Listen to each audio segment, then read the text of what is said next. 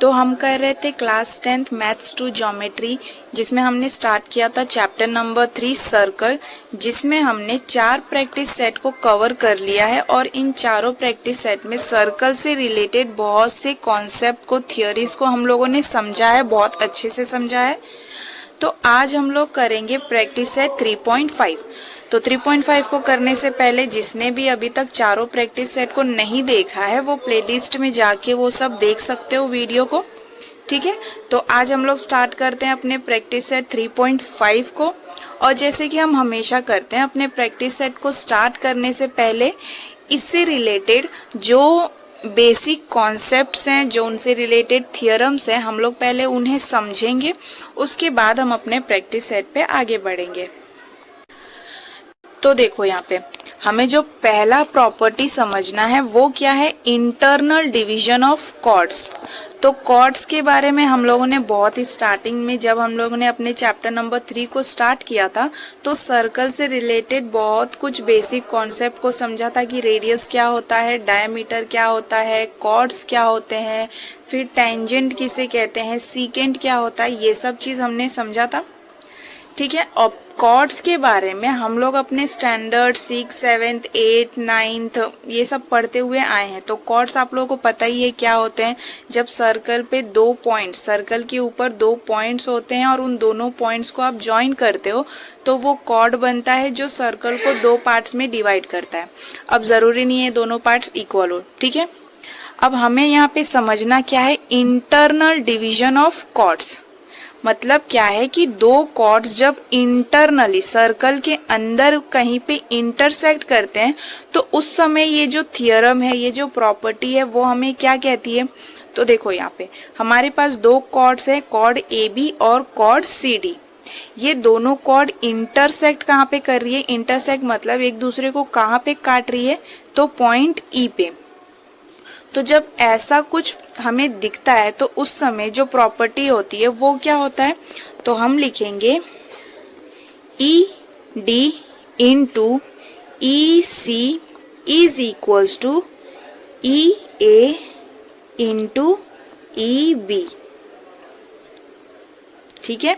जब हमें दिख रहा है कि कॉर्ड्स आपस में इंटरनली कहीं पे इंटरसेक्ट होते हैं तो उस समय क्या होता है, जहां पे इंटरसेक्ट होता है वहां से हम लोग लिखेंगे EA इंटू EC, ठीक है। जहां से इंटरसेक्ट होता है वही पॉइंट को आप पकड़ते हुए लिखोगे ED into EC is equal to, ये पहले कॉर्ड के लिए हम लोगों ने लिख लिया। जब 2 कॉर्ड कहीं एक पॉइंट पे इंटरसेक्ट हो गया तो उस समय क्या होता है, ED इंटू EC, ये पहला कॉर्ड।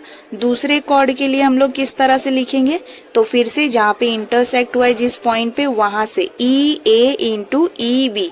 अब इसका जो क्रोनोलॉजी है वो कैसे भी कर सकते हो, अब जरूरी नहीं है कि EA EB ही लिखो, आप लिख सकते हो EB इंटू EA, ऐसे भी लिख सकते हो। लेकिन ये चीज आप क्या करोगे तो याद रखना, कब, जब कॉर्ड्स आपस में इंटरनली कहीं पे इंटरसेक्ट होता है, तो जहां से वो जिस पॉइंट पे इंटरसेक्ट होता है वो क्या लिखोगे, तो ED into EC is equals to EA into EB। तो ये हो गया इंटरनल डिवीजन ऑफ कॉर्ड। अब हम लोग क्या समझते हैं, तो एक्सटर्नल डिवीजन ऑफ कॉर्ड क्या होता है। तो देखो यहाँ पे ये 2 कॉर्ड्स हमें दिख रहा है LMNO, ठीक है। ये दोनों कॉर्ड को अगर हम आगे ले जाकर एक्सटेंड करें तो ये एक पॉइंट पे मिल रहे हैं, जो पॉइंट का नाम हमने दे दिया है Z, ठीक है। तो ये Z पॉइंट पे मिल रहे हैं। तो इसके लिए हम लोग क्या फॉर्मूला यूज करेंगे, तो देखो जहाँ पे ये इंटरसेक्ट हो रहा है ना वहां से, तो ZL into ZM is equals to ZN into ZO, ठीक है। तो दोनों ये जो है ना, एक्सटर्नल वाला और इंटरनल वाला, यहाँ पे मैंने नाम चेंज किया है इसलिए थोड़ा फॉर्मूला अलग लग रहा है। अगर मैं ये नाम ना देकर अगर मैं यही नाम दे दूं, तो जैसे मान लो कि यहाँ पे इंटरनल के लिए हम लोगों ने ABCD लिया है, एक्सटर्नल में हम लोगों ने नाम चेंज कर दिया है। अगर मैं नाम सेम रखूं, जैसे ये हमारा सर्कल है, ये कॉर्ड है और ये एक्सटर्नल किसी पॉइंट पे जाके दो कॉर्ड्स आपस में क्या हो रहे हैं, तो इंटरसेक्ट हो रहे हैं। ठीक है, तो ये ए बी सी डी और ई। तो ऐसे समय पे आप लोग क्या लिखोगे, तो ये एक्सटर्नल है, हमें पता है एक्सटर्नल का मतलब क्या है, तो बाहर कहीं पे इंटरसेक्ट करना। कॉर्ड्स के बारे में हमें पता ही है कॉर्ड क्या होता है। तो ऐसे में एक्सटर्नल का फॉर्मूला क्या होगा, तो देखो जहां पे इंटरसेक्ट हो रहा है ना, वहां से ई से लेके पहले तो ए तक करोगे आप, तो ये क्या होगा, ई ए इंटू ई बी। ठीक है, ई से लेके ए तक, फिर ई से लेके बी तक, ऐसे लिख लिया हम लोग ने, E A into E B is equals to, फिर से कहां से, ई से लेके सी तक, तो ई सी इंटू ई डी।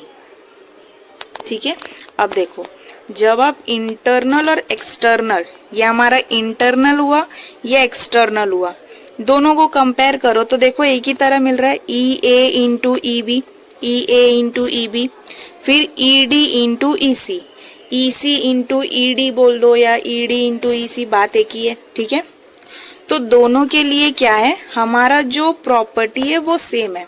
बस आपको याद क्या रखना है, इंटरनल रहेगा तो किस तरह लिखोगे और एक्सटर्नल रहेगा तो किस तरह से लिखोगे। जहां पे इंटरसेक्ट कर रहा है वहां से लेके पहले पॉइंट तक इंटू वहां से लेके दूसरे पॉइंट तक। ठीक है, ये एक कॉर्ड है, तो ए से लेके पहले ई से लेके ए तक, फिर ई से लेके बी तक, फिर दूसरे कॉर्ड के लिए ई से लेके सी तक, फिर ई से लेके डी तक। ठीक है, जहां से इंटरसेक्ट कर रहा है ना वहीं से आप लोगों को लिखना है। तो ये क्या हो गया एक्सटर्नल के लिए, तो यहाँ पे नाम मैंने सेम किया है, अगर आप इसमें भी समझो इस हिसाब से तो वो भी सेम ही चीज है। दोनों कॉर्ड्स कहाँ पे इंटरसेक्ट कर रहे हैं, तो पॉइंट Z पे। तो कैसे लिखे, Z से लेके पहले L तक।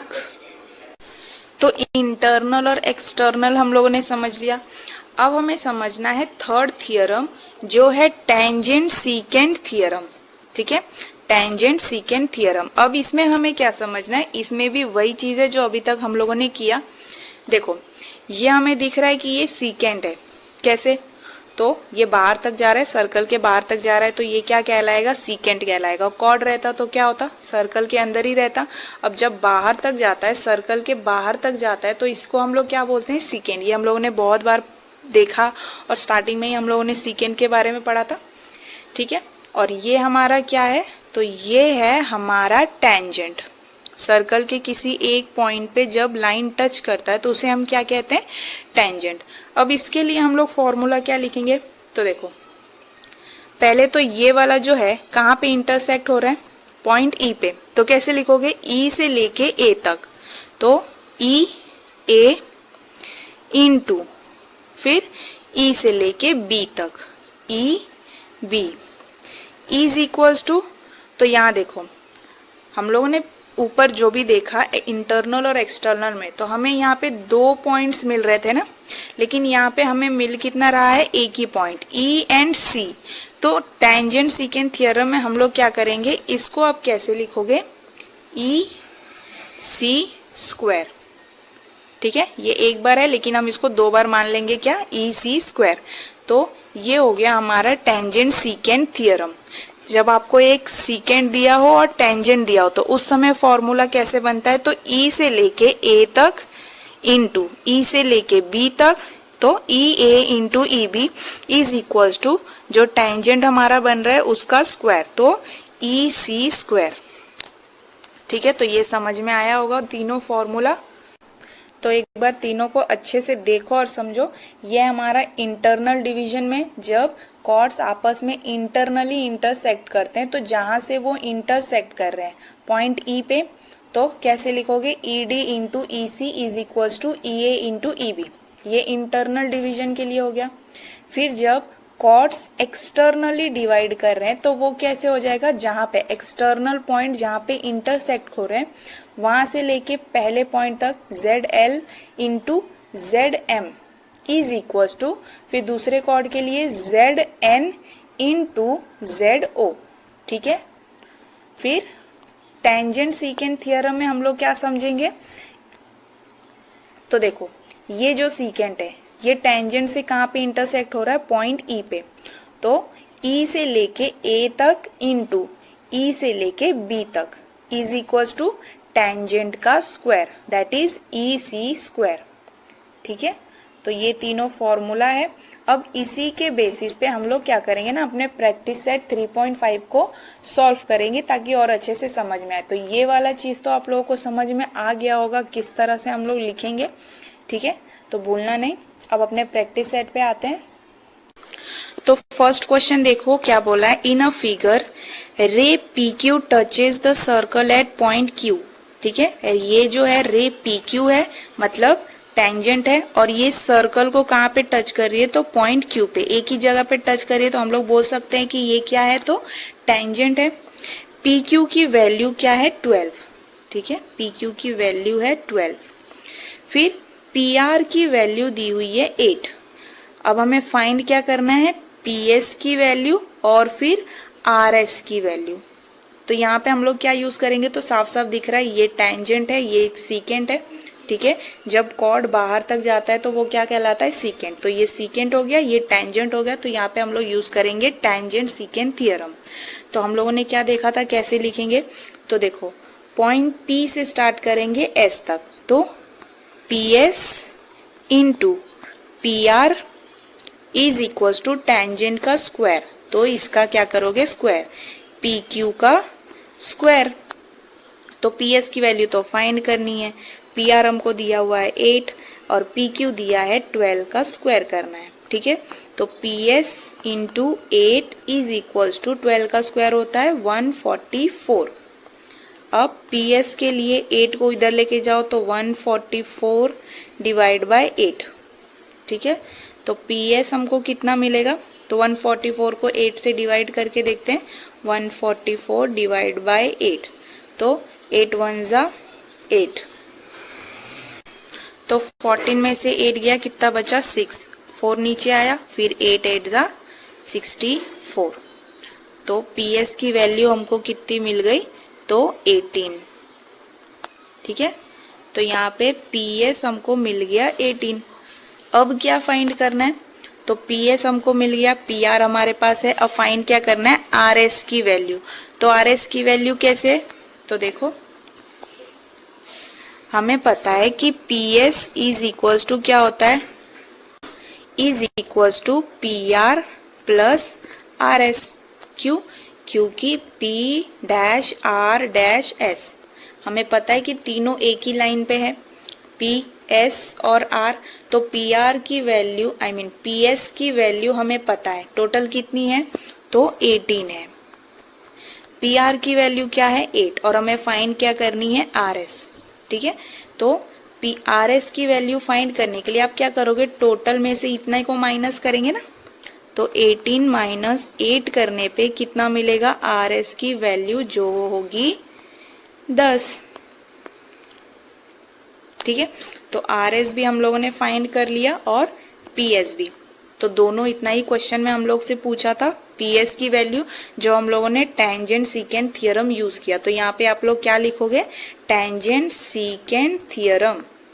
ठीक है, शॉर्टकट नहीं मारना है, तो tangent secant theorem P S हो गया। और आर एस हम लोगों ने कैसे निकाला, तो हमें पता है कि पी आर एस एक स्ट्रेट लाइन है। ठीक है, तो पी एस की वैल्यू हमारे पास है, आर पी की वैल्यू हमारे पास है, तो आर एस की वैल्यू फाइंड करने के लिए पी एस में माइनस पी आर।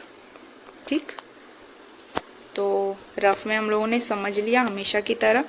अब हम लोग क्या करते हैं, इसको फेयर में अच्छे से समझते हैं कि लिखेंगे कैसे। तो देखो गिवन में हम लोग हमेशा लिखते हैं ना गिवन, तो गिवन क्या है, रे P Q is a tangent at point Q.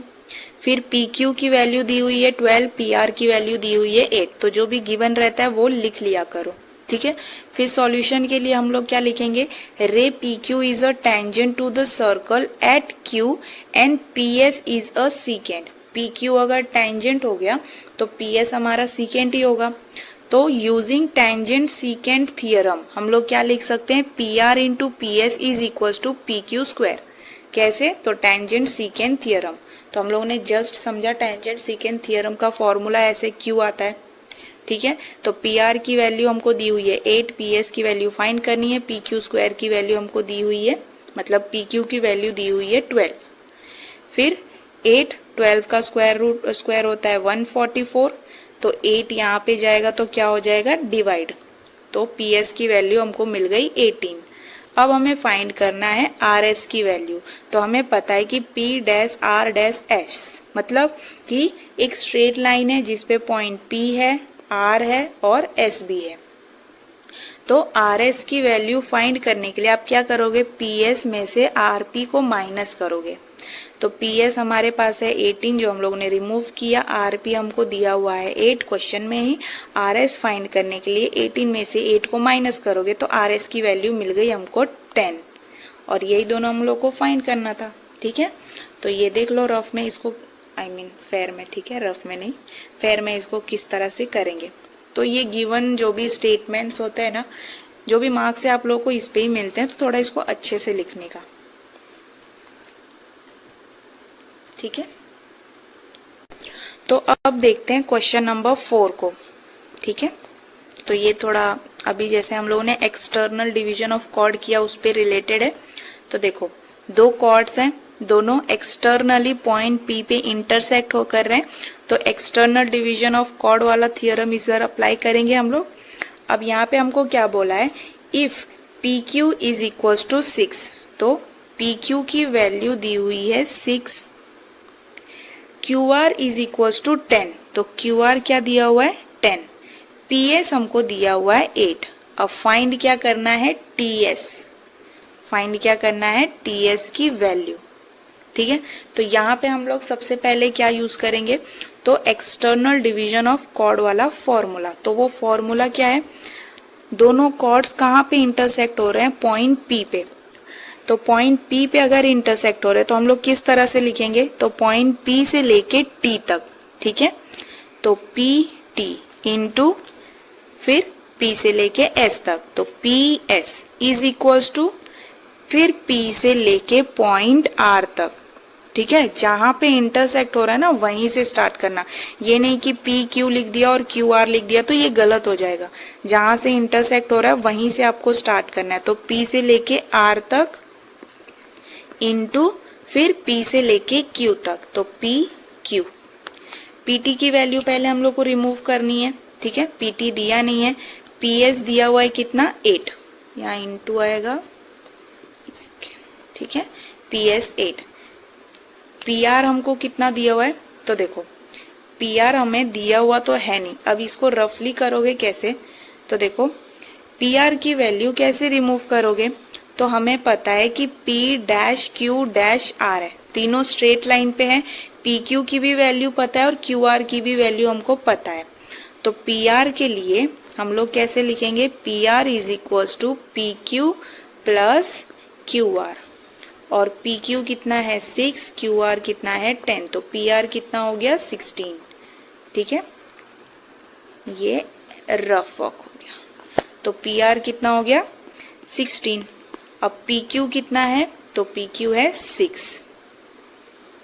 ठीक, अब PT फाइंड करेंगे, तो कैसे, तो 16 इंटू 6, ये 8 यहाँ पे मल्टीप्लाई में यहाँ जाएगा तो डिवाइड हो जाएगा, तो ये कैसे हो जाएगा अपॉन 6 नहीं अपॉन 8। ठीक है, तो देखो 2 3 जा 6, 2 4 जा 8, 4 1 जा 4, 4 4 जा 16, तो PT बराबर कितना मिल गया, हमें मिल गया 12। PT कितना मिल गया 12, 4 3 जा 12। अब हमें अगर PT मिल गया है, PT मिल गया, तो TS कैसे फाइंड करोगे, तो PT के लिए यहाँ पे देखो हमें पता है क्या, कि यहाँ पे करते हैं, ये है P dash S dash T। PT हमको कैसे मिलेगा, तो हमें पता है PS प्लस ST, तो PT की वैल्यू हमारे पास है 12, PS की वैल्यू हमारे पास है कितना है, तो 8, और फाइंड क्या करना है ST बोलो या TS बोलो, TS लिखा है तो TS लिख लेते हैं। तो 12 में से 8 गया तो TS, तो ये कितना बच गया 4, तो ts की वैल्यू हमको क्या मिल गई 4, और हमें फाइंड क्या करना था, तो हमें फाइंड ts ही करना था। ठीक है, तो देखो एक बार अगर pt मिल गया तो हमें ts भी इजीली मिल ही जाएगा, क्योंकि pt ही पहले फाइंड करना था। ये मत करना कि जब लिखते समय फॉर्मूला कि ps इंटू एस टी, तो ये गलत हो जाएगा। ठीक है, जहां से इंटरसेक्ट हो रहा है वहां से लेके फर्स्ट पॉइंट तक, फिर वही इंटरसेक्शन पॉइंट से लेके दूसरे पॉइंट तक, ये फॉर्मूला है। ठीक है, तो pt into ps, pt into ps is equals to pr into pq। तो पहले pt निकालोगे, pt रिमूव करने के बाद माइनस करके हम लोग फिर ts की वैल्यू रिमूव करेंगे। तो अब इसको फेयर में समझ लेते हैं अच्छे से। तो देखो मैंने साइड साइड में किया है ताकि अच्छे से समझ में आ जाए। ठीक, तो पहले गिवन क्या है, pq हमको दिया हुआ है 6, qr हमको दिया हुआ है 10, ps दिया है 8। जो भी दिया हुआ है वो लिख लो एक जगह पे। फिर सॉल्यूशन के लिए सबसे पहले तो हम लोग pr की वैल्यू रिमूव करेंगे। क्यों रिमूव करेंगे ये तो पता ही है। तो pr कैसे रिमूव करोगे, pq प्लस pr, और क्या लिखोगे reason, p dash q dash r। इसका क्या मतलब है कि तीनों एक स्ट्रेट लाइन पे पॉइंट आ रहे हैं। तो pr के लिए हम लोग क्या करेंगे, pq प्लस pr। तो pq की वैल्यू है 6, pr की वैल्यू है 10, तो pr हमको कितना मिल गया 16। ठीक है, तो यहाँ देखो यहाँ पे एक मिस्टेक है, यहाँ पे आएगा qr। ठीक है, pr नहीं आएगा, एक सेकेंड रुक जाओ, यहाँ पे होगा ये qr। इसको थोड़ा डार्क कर देते हैं। ठीक है, तो ये हो गया pr is equals to pq plus qr। ठीक है, यहाँ pr लिखा हुआ था, यहाँ पे आएगा qr। दोनों को ऐड करने पे हमको pr की वैल्यू क्या मिल गई, तो 16। तो यहाँ पे लिख देंगे pr is equals to 16 unit. अब देखो यूनिट क्यों लिखते हैं, जब सेंटीमीटर मीटर ऐसा कुछ नहीं दिया रहता है तो हम लोग क्या लिख देते हैं, यूनिट। तो pr मिल गया। अब हमें पता है कि chord ts and chord rq intersect कर रहे हैं कहाँ पे, पॉइंट p पे, एक्सटर्नली इंटरसेक्ट कर रहे हैं। तो इसीलिए फॉर्मूला क्या बनेगा, ps into P T is equals to P Q into P R. Why, external division of chord. ठीक है, आप इस तरह से लिख सकते हो या लिख सकते हो theorem of external division of chord. फिर जो जो वैल्यूज आपको पता है वो वैल्यू पुट करो, और रिमूव करना था pt की वैल्यू, तो pt हमको कितनी मिल गई, तो 12 यूनिट। कैसे मिली, तो देखो 8 को पहले तो 2 से डिवाइड करोगे तो 2 4 ज़ा 8, और ये जाएगा 2 3 ज़ा 6, फिर 4 1 ज़ा 4, 4 4 ज़ा 16। तो ये 4 और ये 3 आपस में मल्टीप्लाई होके क्या देगा, तो 12।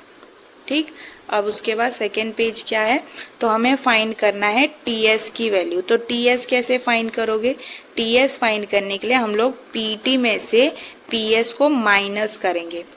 ठीक है, पूरे लाइन में से जितना हिस्सा दिया हुआ था उसको पूरे में से माइनस करोगे तो आपको क्या मिल गया, ts की वैल्यू। तो ये वाला तो हम लोग बहुत पहले से करते आए हैं, तो ये तो अभी तक आप लोगों को समझ में आ ही गया होगा, स्ट्रेट लाइंस को किस तरह से माइनस करके वैल्यूज रिमूव करते हैं।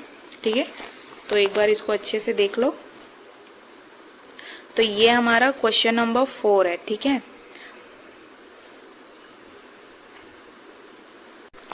अब देखते हैं अपने क्वेश्चन नंबर 2 को। तो यहाँ देखो ये जो कॉर्ड्स दिख रहे हैं ये क्या दिख रहे हैं आपको, इंटरनल डिवीजन है, दोनों कॉर्ड्स इंटरनली इंटरसेक्ट कर रहे हैं। तो यहाँ पे हम लोग कौन सा थियरम यूज करेंगे, तो इंटरनल डिवीजन ऑफ कॉर्ड वाला।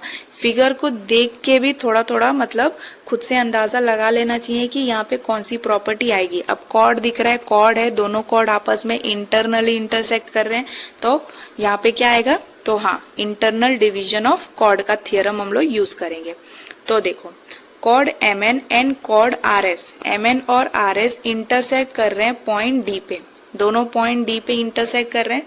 तो फर्स्ट क्वेश्चन हमसे क्या बोला है, तो देखो यहाँ पे फर्स्ट और सेकंड है, तो दोनों में कंफ्यूज मत हो जाना, ये एक अलग क्वेश्चन है और ये एक अलग क्वेश्चन है।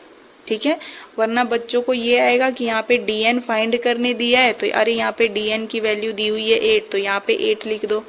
तो ये गलत हो जाएगा। अगर बोलेगा कि यहाँ पे ds फाइंड करो और आप देखोगे कि यहाँ पे ds बराबर 4 दिया है तो यहाँ पे ds बराबर 4 कर दो, तो ये ज़्यादा हो जाएगा ओवर स्मार्टनेस, तो इसके मार्क्स आपको मिलेंगे नहीं। ठीक है, तो ये फर्स्ट है और ये सेकेंड क्वेश्चन है, दोनों अलग अलग क्वेश्चन है, ये ध्यान में रखना। तो यहाँ पे देखो फर्स्ट क्वेश्चन में rd की वैल्यू दी हुई है 15, ठीक, ds की वैल्यू दी हुई है 4, ये दिया हुआ है 4। फिर md की वैल्यू दी है 8, md बराबर दिया है 8 और dn फाइंड करना है। तो ये तो इजी है, ज़्यादा कुछ करना नहीं है हम लोग को। तो यहाँ पे इंटरनल डिवीजन वाला फॉर्मूला यूज़ करेंगे। तो दोनों कहाँ पे इंटरसेक्ट हो रहे हैं, पॉइंट डी पे। तो पॉइंट डी से पहले dn प्लस dn, ठीक है, dm प्लस dn। तो कैसे, dm थोड़ा डार्क कर लेते हैं, एक काम करते हैं पेन चेंज करते हैं, ठीक है। तो ये हो जाएगा dm into dn is equals to, दूसरा क्या है ds dr इंटू ds, ठीक है, dr इंटू ds, ठीक। तो dm की वैल्यू दी है 8, dn हमको करनी है फाइन, dr हमको दिया हुआ है 15 और ds दिया हुआ है 4। तो ज्यादा कुछ मत करो, सिंपली 8 को उठा के यहाँ पे फेंक दो, ठीक। तो dn बराबर क्या हो जाएगा, 15 इंटू 4 अपॉन 8। तो देखो ये कैसे जाएगा, तो 4 1 जा 4, 4 2 जा 8 और 2 में से 15 को डिवाइड करोगे तो 15 का आधा कितना होता है, 7.5। तो dn बराबर 7.5, ठीक है। तो अगर किसी को नहीं भी समझ में आएगा तो देख लो, 15 को 2 से जब डिवाइड करोगे तो 2 7 जा 14, बचा 1, ठीक है। तो यहाँ पे आएगा 0, तो यहाँ पे आ जाएगा पॉइंट, और 2 5 जा 10, ये हो गया 0, ठीक। तो dn मिल गया हमको 7.5। तो यहाँ पे dn बराबर कितना आया, 7.5। अब सेकेंड क्वेश्चन देखो, फर्स्ट हम लोगों ने कर लिया सॉल्व, अब सेकेंड हमें करना है। तो सेकेंड में क्या दिया है, rs बराबर दिया है 18। तो rs ये टोटल की वैल्यू दी हुई है कितना, 18, ठीक है। तो यहाँ देखो, तो rs टोटल की वैल्यू क्या है, 18, ठीक है। md हमको दिया हुआ है 9, dn हमको दिया हुआ है 8, फाइंड करना है ds की वैल्यू। तो यहाँ पे भी जैसे हम लोगों ने फर्स्ट को सॉल्व किया, इसमें भी वही प्रॉपर्टी यूज करेंगे, क्या, इंटरनल डिवीजन ऑफ कॉर्ड। तो पहले फॉर्मूला लिखेंगे कैसे, तो dm into dn is equals to dr into ds, ठीक है।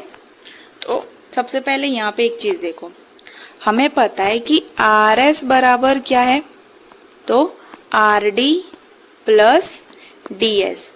Y, because r dash d dash s तीनों स्ट्रेट लाइन में है। Let us assume that let ds बराबर बी x, ds को मान लो x, क्योंकि हमारे पास ds की भी वैल्यू नहीं है और rd की भी वैल्यू नहीं है।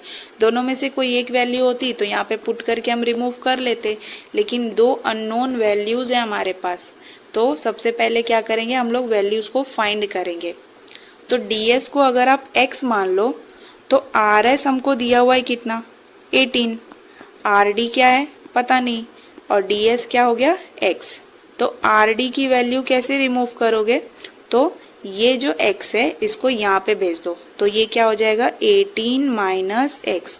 तो अब मेरे पास rd की वैल्यू है और ds की भी वैल्यू है, ठीक है। दोनों वैल्यूज किधर पुट करेंगे, तो ये दोनों वैल्यूज ये वाले इक्वेशन में। तो ये क्या है, इंटरनल डिवीजन ऑफ कॉर्ड। तो इसमें हम लोग पुट करेंगे, तो देखो कैसे पुट करते हैं, dm बराबर, तो अब हमें पता है dm की वैल्यू है 9, dn की वैल्यू है 8, dr की वैल्यू हमारे पास है 18 माइनस x और ds की वैल्यू है x, ठीक। अब इसको सॉल्व करेंगे तो 9 8 जा 72, फिर ब्रैकेट को सॉल्व करो तो 18 इंटू एक्स क्या हो जाएगा, 18x और minus x into x minus x square. तो ये जितना भी टर्म है सब यहाँ पे लेकर आ जाओ, ठीक है। तो ये क्या हो जाएगा, x square minus 18x plus 72 is equals to 0।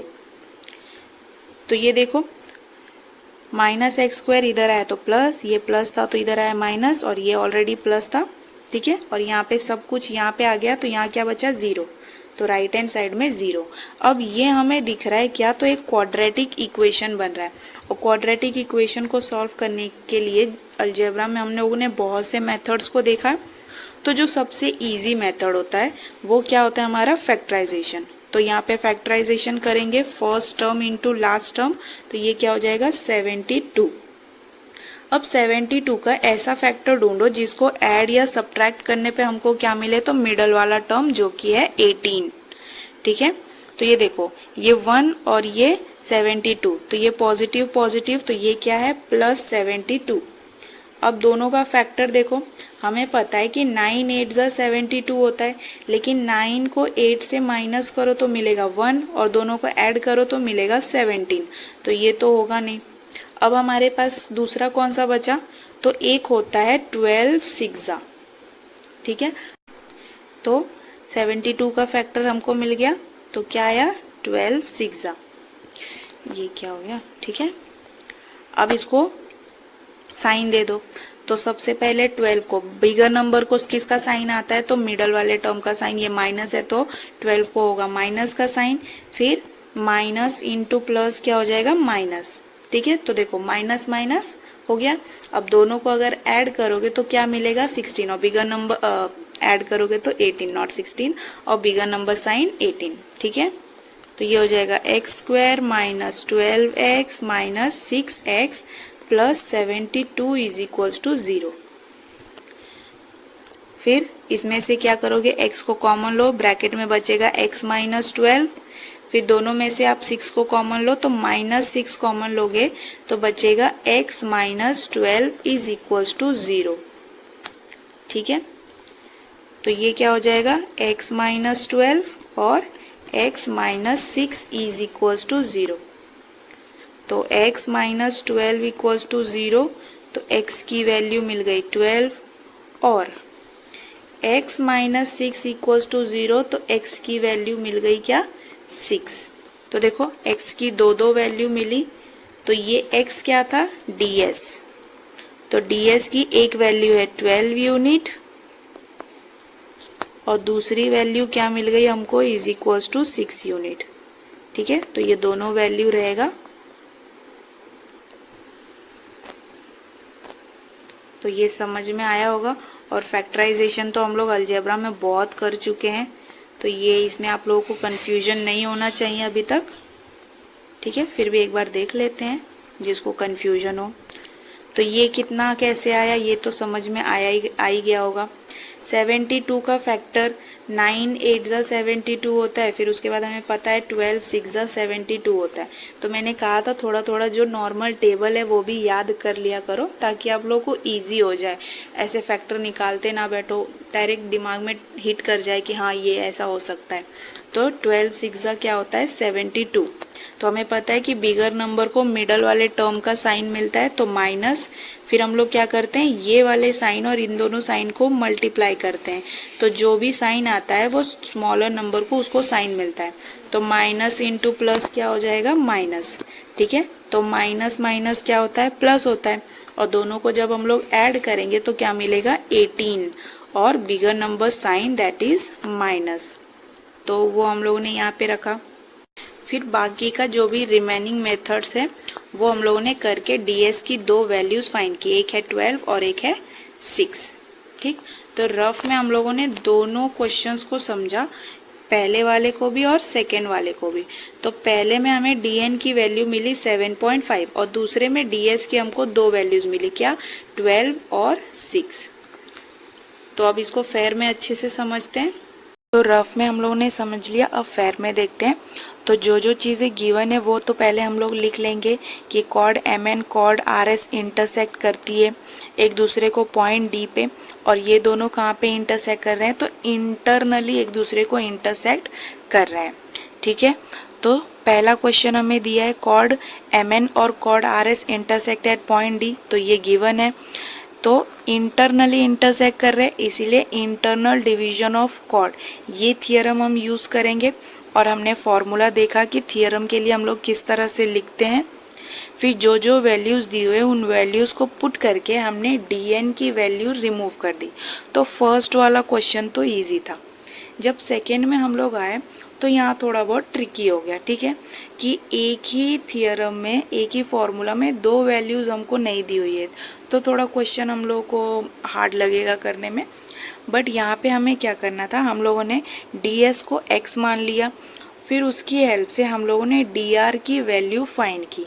अब ds और dr की वैल्यू हमें क्यों ज़रूरत थी, क्योंकि जब हम लोगों ने फॉर्मूला लिखा, थियरम का फॉर्मूला लिखा, कौन सा थियरम, तो इंटरनल डिवीजन ऑफ कॉर्ड का थियरम, तो वहाँ पे हमें dr की वैल्यू और ds की वैल्यू की ज़रूरत थी, जिसके लिए हम लोगों ने ये वाला जो मेथड था ये अप्लाई किया। ds is equals to x माना, फिर हमें पता है कि rs इज इक्वल्स टू क्या है, dr प्लस ds। क्यों, क्योंकि r dash d dash s है, तीनों एक ही लाइन पे है, ठीक है। तो rs की वैल्यू कैसे मिलेगी, rd प्लस ds करोगे तो आपको rs की वैल्यू मिल जाएगी। और rs हमें दिया था 18, ठीक है, हमें फाइंड करना था rd की वैल्यू, तो 18 माइनस x हमें मिला। फिर जिस तरह से दिया हुआ था हमने वैल्यूज़ को पुट किया तो हमें एक क्वाड्रेटिक इक्वेशन मिला, ठीक है। अब इस क्वाड्रेटिक इक्वेशन को सॉल्व करने के लिए हम कौन सा मेथड यूज़ किया, तो फैक्टराइजेशन, ठीक है। तो हमें पता है कि 72 का फैक्टर क्या होता है, तो 12 6, और साइन हमने क्या देखा था, दोनों को माइनस साइन क्यों आया था ये भी हम लोगों ने समझा। फिर सॉल्व करने के बाद हमें ds की दो वैल्यूज़ मिली, पहला 12 और दूसरा 6, ठीक है।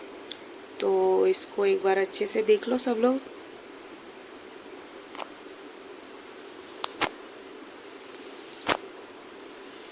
ठीक है, तो ये हार्ड लगना नहीं चाहिए, थोड़ा बहुत यहाँ पे आके थोड़ा ट्रिक हुआ, बट इतना कुछ हार्ड नहीं था, ठीक। तो थियरम अगर समझ में आएगा तो क्वेश्चन इजीली हम लोग सॉल्व कर लेंगे। तो ये फर्स्ट पेज है, ये सेकेंड पेज और ये थर्ड पेज, ठीक है। मैं नीचे नीचे करके वो थोड़ा दिक्कत हो जाता है, इसीलिए साइड बाय साइड मैंने लिख दिया।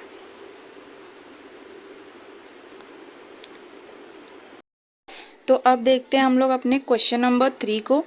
तो यहाँ हमें क्या दिया है, फिगर में O is the centre of the circle and B is the point of contract.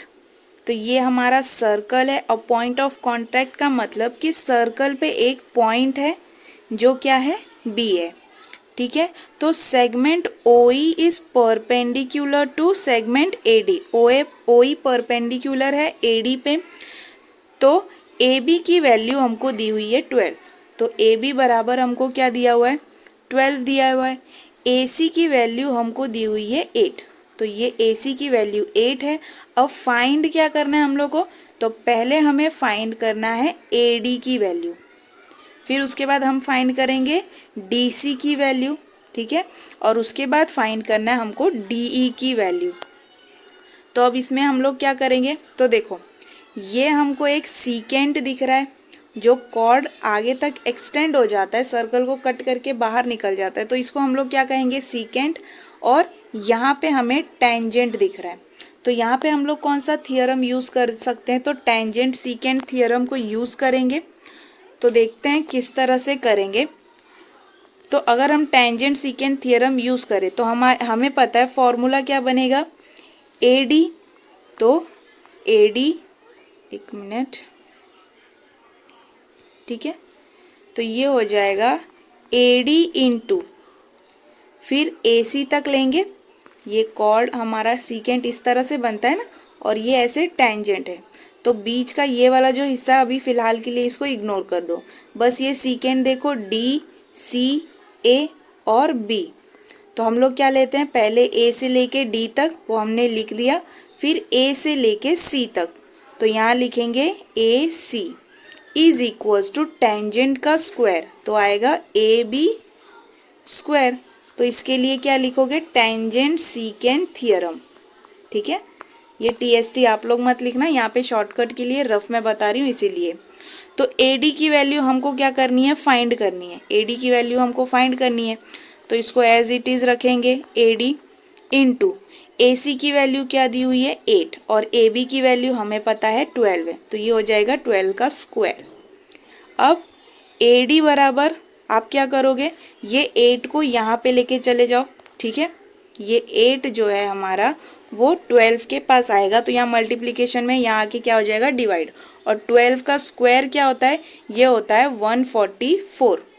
तो हम लोग इसको कर सकते हैं 12 का स्क्वायर मतलब 144/8।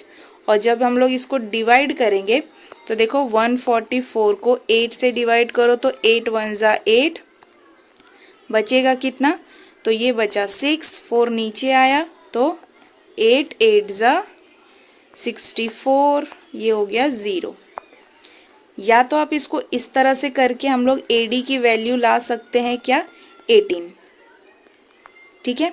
और अगर ऐसा नहीं भी तो दूसरा मेथड हम लोग क्या कर सकते हैं, तो जैसा आपको इजी लगे, ये जो 12 दिया है ना, तो ये इस तरह से करने से बेटर हम लोग लिख सकते हैं 12 इंटू 12 और फिर 8 को नीचे लेकर आ गए, ठीक है।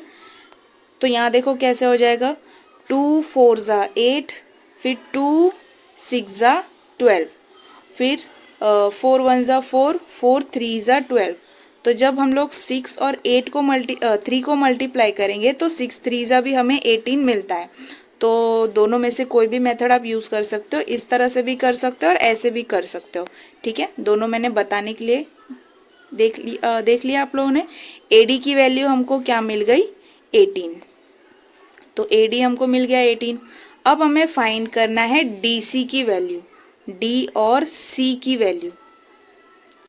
तो ये कैसे होगा, तो देखो ये एक हम लोग को स्ट्रेट लाइन दिख रहा है, ठीक है। बीच में E को फिलहाल के लिए इग्नोर कर दो। अगर हम ऐसे स्ट्रेट लाइन देखें तो ये बनेगा DCA। हमें पता है AC की वैल्यू हमको पता है और DA की वैल्यू हमको पता है, और फाइंड क्या करनी है ये। तो हम लोग AD में से अगर AC को माइनस करें तो क्या हमको CD की वैल्यू मिल जाएगी, तो बिल्कुल मिल जाएगी। तो इसको अगर हम लोग करेंगे तो फाइंड क्या करना है हमको, DC। तो DC बराबर हम लिख सकते हैं AD माइनस AC, क्यों, क्योंकि A dash C dash D तीनों स्ट्रेट लाइन में है। तो AD की वैल्यू क्या है, तो AD की वैल्यू जस्ट हमने निकाली 18 और AC की वैल्यू है 8, दोनों को माइनस करो तो DC की वैल्यू क्या मिल जाएगी, 10, ठीक है। ये हो जाएगा 10। तो देखो DC भी हम लोगों ने रिमूव कर लिया। तो DC के लिए हमने क्या किया, AD में से AC को माइनस किया तो हमें DC की वैल्यू मिली। अब हमें क्या फाइंड करना है, DE की वैल्यू। तो DE किधर है, यहाँ पे हमारे पास किसकी वैल्यू है, DC की वैल्यू है। अब क्या DC की वैल्यू को यूज़ करके आप DE की वैल्यू फाइंड कर सकते हो, तो बिल्कुल कर सकते हैं। देखो DC हमारा क्या है, तो ये कॉर्ड है, पूरा यहाँ तक मत एक्सटेंड करो, सिर्फ DC तक देखो। तो DC हमारा कॉर्ड है और कॉर्ड के ऊपर ये क्या है हमारा, तो सर्कल के सेंटर से एक परपेंडिकुलर लाइन आ रहा है, ठीक है। सर्कल के सेंटर से जब कॉर्ड के ऊपर एक परपेंडिकुलर लाइन आती है तो वो लाइन क्या करती है, सर्कल को 2 इक्वल पार्ट्स में डिवाइड कर देती है। तो ये हम लोगों ने 8th स्टैंडर्ड और 9th स्टैंडर्ड में पढ़ा था कि जब कॉर्ड के ऊपर सर्कल के सेंटर से जब हम लोग परपेंडिकुलर ड्रॉ करते हैं तो वो कॉर्ड को क्या करता है, 2 इक्वल पार्ट्स में डिवाइड कर देता है। तो अगर मैं बोलूँ कि DC की वैल्यू मेरे पास, DC कितना है, 10 है, तो क्या मैं बोल सकती हूँ कि DE is equals to half of DC। तो DC अगर 10 है और मुझे पता है कि ये जो परपेंडिकुलर लाइन सेंटर से आई है ये कॉर्ड को 2 इक्वल पार्ट्स में डिवाइड कर रही है, तो अगर DC की वैल्यू 10 हो गई तो DE और EC की वैल्यू आधी आधी होगी 10 की, तो DE की वैल्यू हो जाएगी 5 और EC की भी वैल्यू क्या हो जाएगी 5। तो DC का हाफ होगा DE, तो हम लोग यहाँ पे किए ऐसा। फिर हम इसे लिख सकते हैं क्या, DE is equals to half, DC की वैल्यू क्या है 10, तो 2 1 ज़ा 2 5 ज़ा, तो DE की वैल्यू क्या मिल जाएगी हमको 5। तो ऐसे हम लोगों ने तीनों वैल्यूज़ को रिमूव कर लिया। पहले में हम लोगों ने टेंजेंट सीकेंट थ्योरम को यूज़ करके AD की वैल्यू फाइंड की। फिर उसके बाद हमें पता है कि A, C और D तीनों स्ट्रेट लाइन में है, तो स्ट्रेट लाइन की प्रॉपर्टीज़ को यूज़ करके हमने DC की वैल्यू फाइंड की। और हमें पता है कि सर्कल के सेंटर से जब कॉर्ड पे आप परपेंडिकुलर ड्रॉ करते हो तो वो कॉर्ड को 2 इक्वल पार्ट्स में डिवाइड कर देता है। तो DC हमारा कॉर्ड था, सर्कल के सेंटर O से एक परपेंडिकुलर बना OE, तो उसने क्या किया DC को 2 इक्वल पार्ट में डिवाइड कर दिया। इक्वल पार्ट का मतलब DC की वैल्यू यहाँ पे मान लो 10 थी, तो DE की वैल्यू क्या है 5 और EC की वैल्यू क्या है 5, तो 5 + 5 क्या मिलेगा हमको 10। ठीक है, तो ये रफ में हम लोगों ने समझ लिया। वैसे भी समझाने में बहुत खिचड़ी कर देती हूँ। तो अब क्या करते हैं ना, जो हम हमेशा करते हैं, रफ के बाद फेयर की बारी। तो इसको अभी हम लोग फेयर में समझते हैं कि कैसे हम लोग अच्छे से इसको स्टेटमेंट वाइज लिखेंगे। तो देखो इधर, ये हमारा फर्स्ट पेज है और ये सेकेंड पेज है, मैंने साइड साइड में कर दिया है। ठीक है, तो गिवन क्या है हमको, O is the centre of a circle, AB हमारा टेंजेंट है, OE is perpendicular to AD। ये सारी चीज़ें हमें क्वेश्चन में दी हुई है। AB की वैल्यू हमको दी है 12 और AC की वैल्यू दी है 8। सॉल्यूशन में हम लोग क्या करेंगे, हमें पता है कि AB टेंजेंट है, AD क्या है, तो सीकेंट है, तो टेंजेंट सीकेंट थियरम को यूज़ करेंगे तो AB² is equals to AC into AD। ठीक, तो AB की वैल्यू हमें दी हुई है 12, तो 12 पुट करेंगे, तो AB² है, इसीलिए AB का वैल्यू जो हो जाएगा 12, तो हम लोग क्या लिखेंगे 12 का स्क्वायर। AC हमें पता है 8 है, AD हमको करनी है फाइंड। तो सॉल्व करने के बाद देखो, मैंने यहाँ पे 12 इंटू 12/8 किया है। आप यहाँ पे 12 का स्क्वायर लेके डायरेक्ट 144/8 भी कर सकते हो। ठीक है, तो जो आपको इजी लगे। तो रफ में मैंने ये वाला मेथड बताया और फेयर में मैंने ये वाला मेथड किया, ताकि दोनों आपको समझ में आए। तो AD की वैल्यू हमें क्या मिल गई 18, तो एक वैल्यू हमें मिल गई। उसके बाद हमें क्या फाइंड करना था, DC की वैल्यू। तो हमें पता है कि A, C और D तीनों एक स्ट्रेट लाइन पे पॉइंट्स हैं, तो हमें पता है क्या कि AD बराबर है किसके, AC प्लस DC के। तो AC और DC को मिला के ही क्या बना है, AD पूरी बनी हुई है। तो AD की वैल्यू हमने निकाली 18, AC की वैल्यू तो दी हुई है और DC हमको करनी है फाइंड। तो 18 - 8 करने पे DC की वैल्यू हमको क्या मिल गई 10। ठीक, अब उसके बाद हमें क्या बोला है कि फाइंड करना था DE की वैल्यू, और हमें पता है कि OE जो है वो परपेंडिकुलर है DC के, तो DC हमारा कॉर्ड है। ठीक है, और OE क्या है, सेंटर से आने वाली कॉर्ड पे परपेंडिकुलर लाइन है। तो ये क्या करेगी, DC को 2 इक्वल पार्ट्स में डिवाइड करेगी। तो DE बराबर क्या हो जाएगा, half of DC। Why, because perpendicular from the centre of the circle to chord bisects the chord. ठीक है, सर्कल के सेंटर से जब कॉर्ड के ऊपर हम लोग परपेंडिकुलर बनाते हैं तो वो क्या करती है, कॉर्ड को बाइसेक्ट कर देती है। बाइसेक्ट मतलब 2 पार्ट्स में डिवाइड कर देती है। तो DC की वैल्यू हमें पता है 10 है, तो हाफ इंटू 10, तो ये हो जाएगा 2 1 ज़ा 2, 2 5 ज़ा 10। तो DE की वैल्यू हमको क्या मिल गई 5। बस इसमें इतना ही करना था। 3 वैल्यूज़ हमें बोली थी, तीनों वैल्यूज़ हमने फाइंड कर ली। ठीक है, तो इसको एक बार अच्छे से देख लो कैसे करना है, क्या करना है। स्टेटमेंट्स भी आप लोग क्या करना, मेंशन करते जाना। जो मैं हमेशा बोलती हूँ, स्टेटमेंट्स मेंशन करना बहुत ज़रूरी है, वरना टीचर को पता नहीं चलेगा ना कौन सा प्रॉपर्टी आप यूज़ करके कर रहे हो, कौन से प्रॉपर्टी से नहीं कर रहे हो। तो ये था हमारा क्वेश्चन नंबर 3।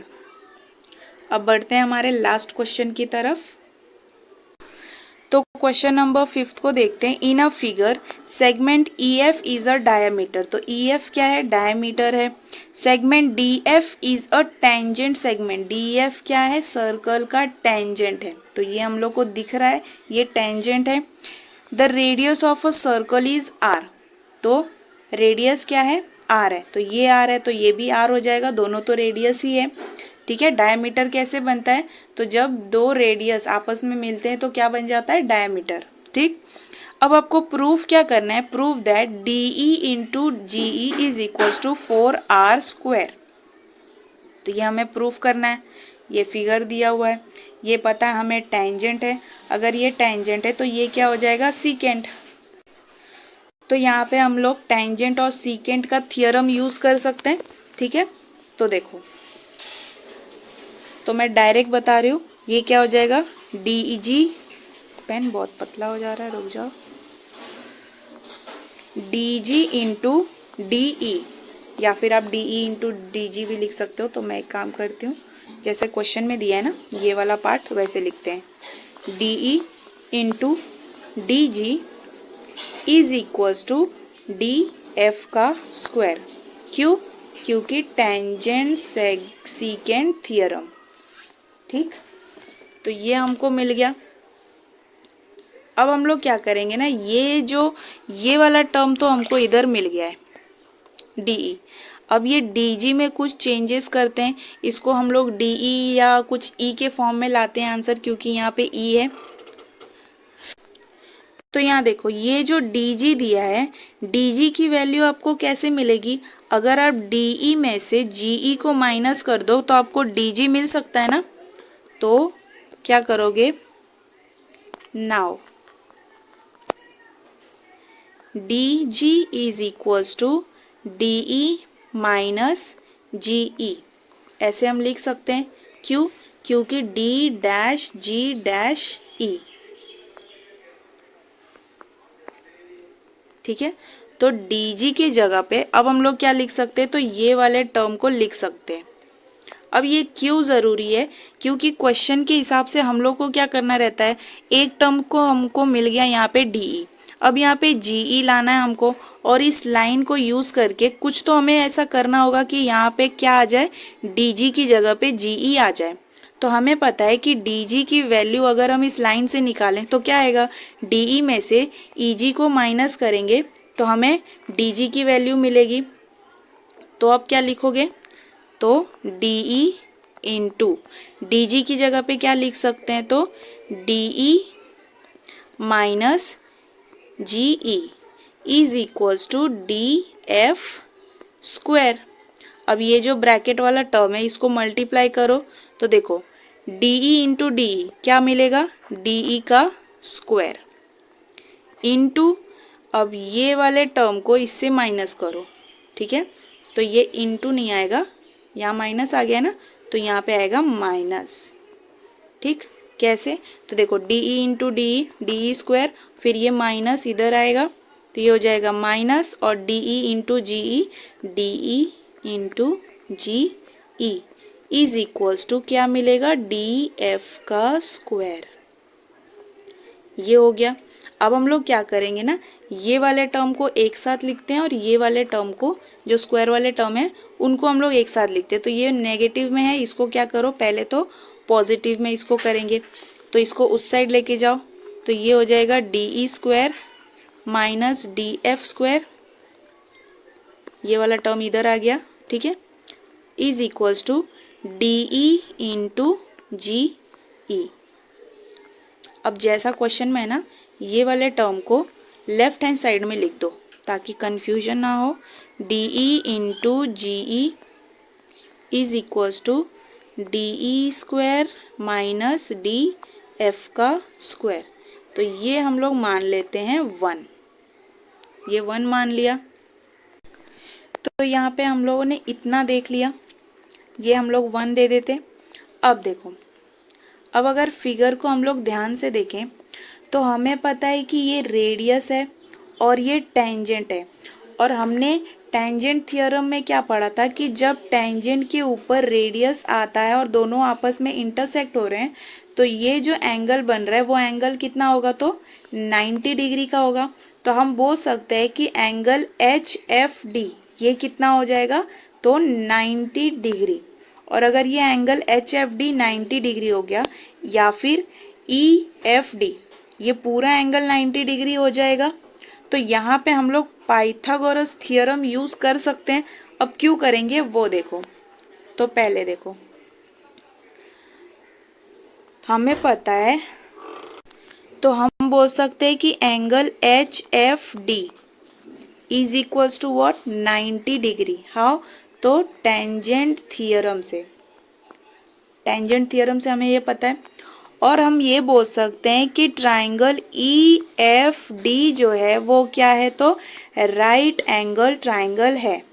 क्यों, क्योंकि एंगल एफ क्या हो गया, 90 डिग्री। तो राइट एंगल ट्राइंगल बोल सकते हैं हम इसको, राइट एंगल ट्राइंगल। तो यहाँ पे हम लोग क्या यूज करेंगे, बाय पाइथागोरस थ्योरम। तो पाइथागोरस थ्योरम से हमें पता है कि D E square is equals to D F square plus दूसरा क्या था, ई एफ का स्क्वायर। ये इतना। अब देखो, ई एफ की जगह पे हमें पता है कि ई एफ क्या है, डायामीटर है। ठीक है, ई एफ क्या है, डायामीटर। तो ई एफ कैसे बन रहा है, एक स्ट्रेट लाइन है जिसमें ई एच की वैल्यू क्या है, आर, और एच एफ की वैल्यू क्या है, आर। और ई एफ की वैल्यू हमको क्या मिलेगी, तो E H plus H F, R plus R, तो ये क्या हो जाएगा, 2r। तो ई एफ की जगह पे क्या मैं 2r लिख सकती हूँ, तो बिल्कुल लिख सकते हैं। तो यहाँ पे जो हमने ई एफ लिखा है इसकी जगह पे हम लोग क्या लिखेंगे, 2r। क्यों, क्योंकि ई एफ इज अ डायामीटर, और डायामीटर का फॉर्मूला क्या होता है, 2 इंटू आर। ठीक है, तो देखो D E square is equals to D F का स्क्वायर प्लस ई एफ की जगह पे हम लोग क्या लिखेंगे, 2r, लेकिन उसका होल स्क्वायर। क्यों, क्योंकि वी नो दैट कि E F is a diameter and the value of diameter is always 2 into R, that is 2r। तो ये करेंगे जैसा है वैसा, is equals to D F square plus ये क्या हो जाएगा, 2 का स्क्वायर, ये हो जाएगा 4, और r का स्क्वायर r स्क्वायर। तो अब क्या करोगे, तो देखो डी ई यहाँ पे दिया हुआ है और यहाँ पे भी डी ई दिया हुआ है। तो अगर मैं डी ई की जगह पे ये पूरे वैल्यू को उठा के यहाँ पे रख दूँ डी ई की जगह पे, तो ये कैसे हो जाएगा, तो मैं यहीं पे साइड में बता देती हूँ। ठीक है, यहाँ पे हम लोग सब्सटीट्यूट करेंगे 2 इन 1, ये 2 है, डी ई की वैल्यू 1 में सब्सटीट्यूट करो, तो ये क्या देगा, तो सेकेंड पेन रुक जाओ, ठीक है, एक सेकेंड, ये हो जाएगा D E into G E is equals to, D E की जगह पे क्या रखना है, D F square plus 4r square. तो डी ई की जगह पे आएगा D F square plus 4r square, और क्या था, minus D F square is equals to, ये हो जाएगा D F square plus 4r square minus D F square. तो ये डी ई इंटू जी ई, तो ये डी एफ से ये डी एफ कट गया, तो बचा क्या, D E into G E is equals to 4r square. और हमें प्रूफ क्या करना था, हमें यही तो प्रूफ करना था। तो देखो पहले हम लोगों ने क्या यूज़ किया, टेंजेंट सीकेंट थ्योरम यूज़ किया। उसके बाद हमें पता है कि एंगल एफ क्या है, 90 डिग्री, टेंजेंट थ्योरम से। फिर हमें दिख रहा है कि ई एफ डी जो है वो राइट एंगल फॉर्म कर रहा है, तो इसमें हम लोगों ने पाइथागोरस थ्योरम यूज़ करके डी ई की वैल्यू हम लोगों ने क्या की, इक्वेशन नंबर 1 में, पहले इक्वेशन में हम लोगों ने डी ई की वैल्यू सब्सटीट्यूट कर दी। ठीक है, अब एक चीज़ देखो, यहाँ पे आपको क्या दिख रहा है, D E minus D F square. अगर मैं यहाँ पे ऐसा कुछ करती, जैसे ये है D E square minus D F square is equals to 4r square. ठीक है, तो D E square minus D F square, इसको मैंने मान लिया 2। तो क्या मैं ये वाले वैल्यू को यहाँ पे सब्सटीट्यूट कर सकती थी, तो देखो D E square minus D F square ये इज इक्वल्स टू किसके बराबर है, 4r² के। तो अगर हम लोग इस तरह से करते हैं ना तो इतना मेथड करने की हमको ज़रूरत ही नहीं पड़ेगी। ठीक है, तो आप इस तरह से भी कर सकते हो और इस तरह से भी कर सकते हो। डी की वैल्यू यहाँ पे सब्सटीट्यूट करके फिर हम लोगों ने ये पूरा रिमूव किया, या फिर यहीं पे हमने क्या किया, डी माइनस डी एफ कर दिया और हमें क्या मिल गया, डी माइनस डी एफ किसके बराबर है, तो 4r² के बराबर है। तो हम लोग 4r² की वैल्यू डायरेक्ट यहाँ पे क्या करेंगे, सब्सटीट्यूट कर देंगे, क्योंकि DE² माइनस DF² किसके बराबर आया, 4r² के बराबर। तो इतना बड़ा ये सब करने की ज़रूरत ही नहीं पड़ेगी। तो मैंने दो मेथड बताया, दोनों में से कोई भी आप कर सकते हो। एंड मोस्टली अगर आप ढूंढने जाओगे इसको तो आपको यही वाला मेथड हर जगह दिखेगा, ये रेयरली कहीं दिखेगा, मेरे ख्याल से दिखेगा भी नहीं। ठीक है, तो जो आप लोगों को ईजी लगे। ठीक, अब इसको हम लोग क्या करते हैं ना, फेयर में एक बार समझ लेते हैं। तो फेयर में भी इसको समझ लेते हैं।